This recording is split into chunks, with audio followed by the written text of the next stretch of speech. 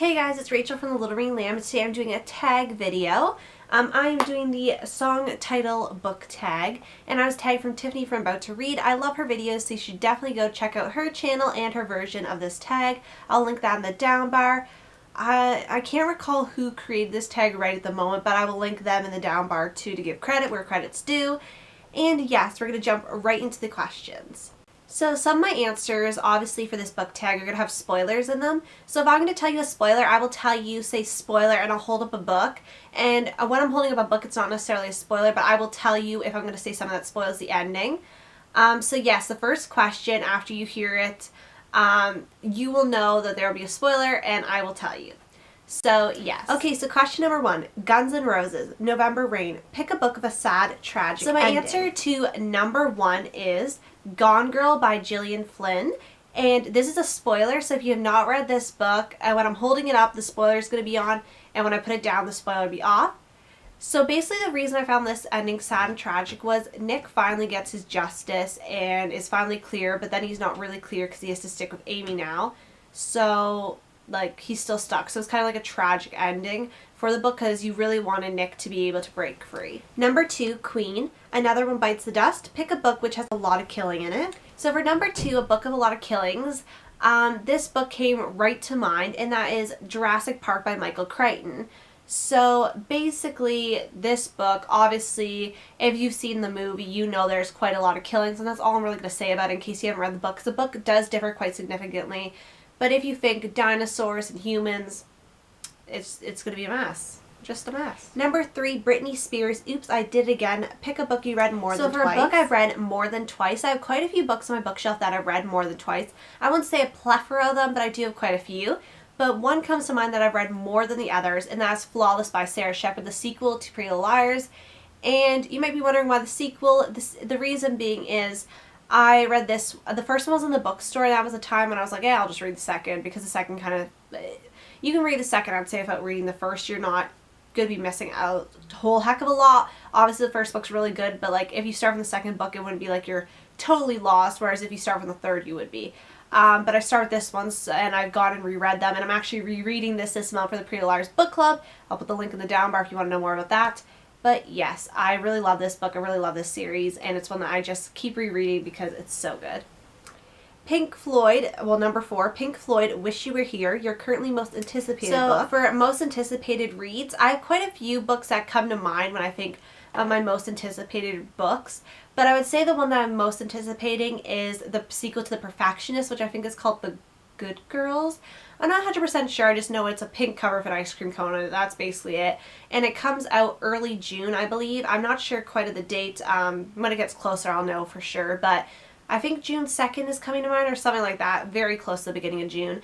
And I'm very excited to read that because I love The Perfectionist. It was just so good. And there's no more Pretty Little Liars book coming out, so that is my next Sarah Shepard fix, I guess. Florence and the Machine, this is question number 5. No Light, No Light. Pick a book that was just so bad you'd like to lock it away in a dark corner and never look at it again. So a book I'd like to lock away, I've technically done that. I got rid of this book, but I picked 20 Boys Summer by Sarah Auckler. I absolutely hated this book. I did a book review on it, and I wasn't as cruel to it because I didn't like it, but I feel like other people might like it more.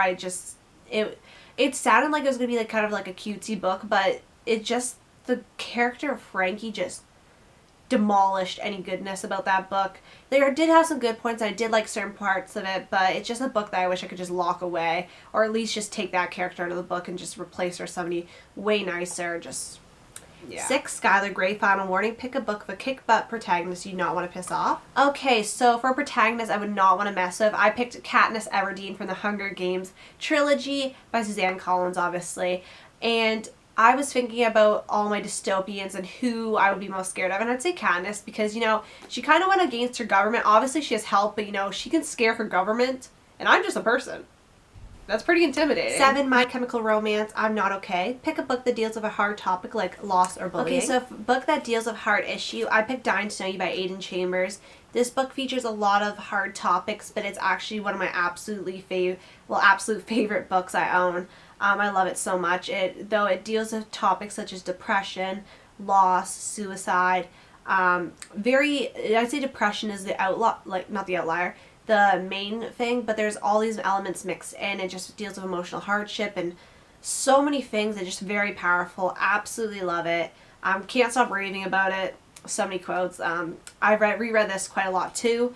Yeah, and it deals with a lot of heavy stuff, but it's done in a way that's really nice and it makes you feel happy at the end. 8, Linkin Park, Breaking the Habit. Pick a book you read which was outside your usual comfort zone, yet you still enjoyed it. So for something I read that was out of my comfort zone, I would say was the Vampire Academy series. This is the only one I own, and the Vampire Academy series is obviously by Rochelle Mead. And after I saw the movie, my best friend had been pushing me to read them ever since grade 7. After I saw the movie, I was like, okay. I was like, if I like the movie, I'll give them a chance, because I'm not too big on the paranormal. I don't know if this is considered paranormal romance, but I'm not even that big on like vampires. So I don't know. I just was not. It was out of my comfort zone, but I really did enjoy reading the series. I wouldn't say it's my favorite series in the land, but for being paranormal, it kept me really gripped. And I really did enjoy my time reading it. 9, Troye Sivan, Happy Little Pill. Pick a book that makes you happy. So I have so many books on my shelf that I look at and they make me happy, so I just decided to pick one of the ones that made me happy. And I picked Fangirl by Rainbow Rowell because this one is just such a good book by her. It's one of my favorites by her. And when I was reading it at the time of my life, they just started university and I was just starting university. I was just going through my first semester. And it was really nice to read. It just made me really happy. It was relatable in that sense, and I just really think it's like a cutesy read that's really good and deals with heavier stuff, but does so in a way that's light, fluffy, and can make you just instantly happy. 10, Lady Hawk, Dusk Till Dawn. Pick a book you read in one night/sitting. Lastly, a book I've read in one sitting. I can't quite remember if it was this book or the sequel of this book, but regardless, I picked Slam by Colleen Hoover, and Colleen Hoover books lately, if you've been watching my channel, after this I'm filming a Colleen Hoover book review on her book maybe someday, but I just have been loving her books lately, and I think Slammed, I at least read 300 pages in one day. I don't really typically read a book in one day. Usually it'll be like a day and a half.